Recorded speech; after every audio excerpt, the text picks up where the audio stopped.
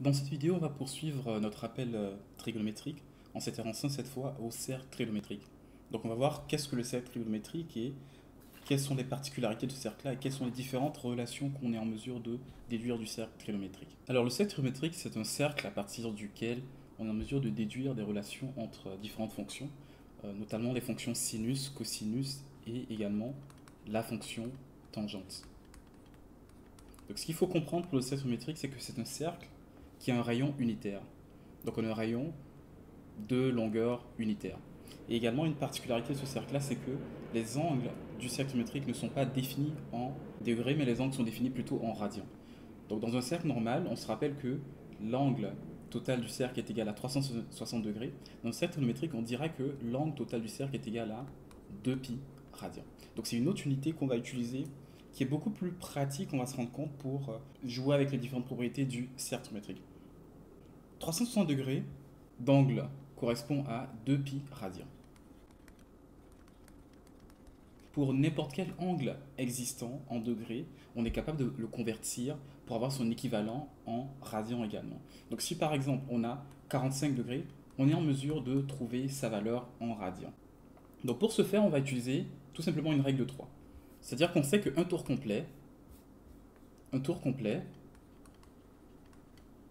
est égal encore à 360 degrés. Donc ce qui veut dire qu'on sait également qu'un tour complet du cercle est égal à 2π radians. Donc pour n'importe quelle valeur qu'on a, on peut trouver l'angle assez facilement. Donc ici, pour 45 degrés sur 360 degrés, on est en mesure de trouver la valeur en radians. Donc ce qu'on va faire, on va multiplier 45 par 2π, divisé par 360 et on trouve x. Donc x est égal à 45 fois 2π, multiplié par 360 degrés. Donc lorsqu'on fait ce calcul, on obtient ici 0,25 pi, et les unités ce sont des radians. Donc ça également, 0,25 pi, on peut le mettre sous forme fractionnelle, on se retrouve avec pi quart radian. Donc il y a plusieurs valeurs comme ça pour lesquelles on est en mesure de définir la valeur en radians. Une des particularités du cercle trigonométrique, c'est qu'on peut définir ce qu'on appelle un sens de parcours du cercle trigonométrique. Donc on peut compter les angles dans une direction ou dans une autre. Lorsqu'on regarde l'angle du cercle ici, en degrés, on dira que peu importe si on considère l'angle dans cette direction ou on considère l'angle dans l'autre direction, on a toujours 360 degrés. Mais dans le cercle trigonométrique, lorsqu'on se déplace vers le sens antihoraire, dans la direction du sens antihoraire, on va dire qu'on parcourt le cercle de façon positive. Donc je peux considérer des angles comme ça au fur et à mesure, cet angle-là, je peux l'agrandir comme ça, là on dira qu'on se déplace dans le sens positif. Également, on peut parcourir le cercle dans le sens non positif mais négatif. C'est-à-dire que je considère ici un angle dans cette direction-là. Donc on descend au fur et à mesure comme ça. Donc on peut voir ça en fait comme un déplacement. C'est une notion d'angle en fait mais orienté. Donc on peut voir un angle positif et négatif. Donc si on considère par exemple les angles dans le sens positif, on ira ici de 0 et on avancera au fur et à mesure. On va rencontrer différents angles. On aura par exemple pi quart, et en continuant, on pourra trouver ici pi demi. On avance encore et on pourra trouver ici la valeur de pi. Ainsi de suite, 3π demi. Et ici, on revient à 2π. Si on va dans l'autre sens également, cette fois, on aura ici 0 également. On va dire ici qu'on est à moins pi demi. Ici, on était à moins pi quart.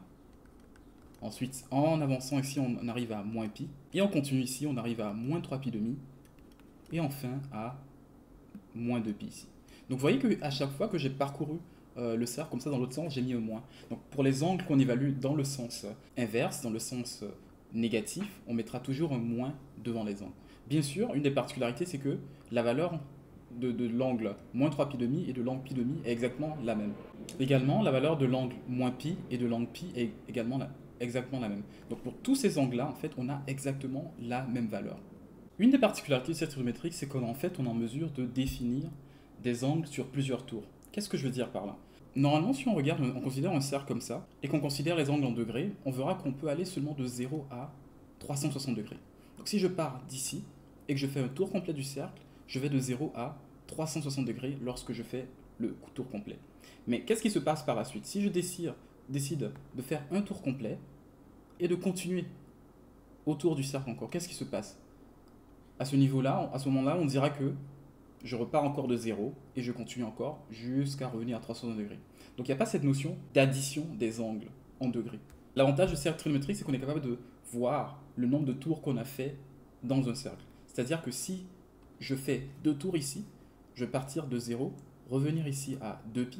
Si je continue encore à faire des tours, je vais passer de 2π ici à 3π, et je vais passer encore de 3π à 4π. Donc une personne pourra savoir en fait, en sachant que j'ai parcouru 4π, que j'ai fait 2 tours du cercle. Donc ici, il y a une propriété qui est très intéressante, qui est la propriété additive des angles au fur et à mesure qu'on parcourt le cercle trigonométrique. Également, ça marche dans l'autre sens. Si je pars de 0 et que je vais faire un tour complet ici, comme ça, en revenant, j'aurais fait moins 2π. Je peux continuer encore en repartant dans l'autre direction et revenir à moins 4π. Une personne saura, lorsque je vais lui indiquer la valeur de l'angle, que j'ai parcouru 2 tours dans le sens négatif du cercle trigonométrique. Une autre propriété très intéressante à connaître, c'est comment calculer la longueur d'un arc. Alors qu'est-ce qu'un arc? On voit qu'ici on a tracé un cercle. L'arc en fait représente une portion de la longueur de ce cercle-là. Donc on sait que la circonférence du cercle, c'est le tour complet, ou encore on peut dire le périmètre du cercle, entre guillemets. L'arc d'un cercle en fait c'est une portion de la circonférence de ce cercle-là. Donc cette portion-là, on voit que elle est délimitée par un certain angle ici. Donc au fur et à mesure que j'augmente, je considère un angle qui est de plus en plus grand.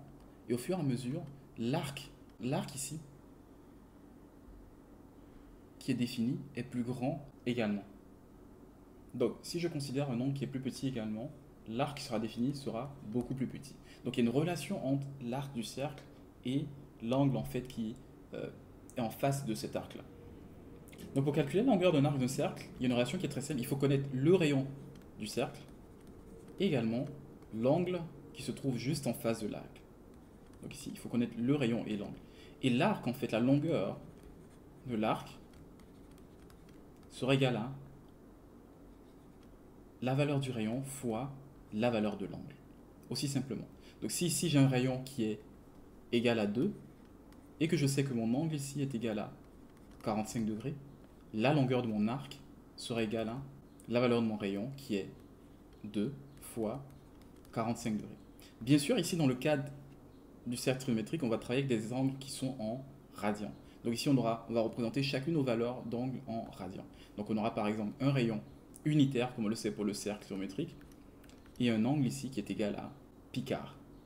Donc on a 1 fois π quart qui correspond à la longueur de notre arc.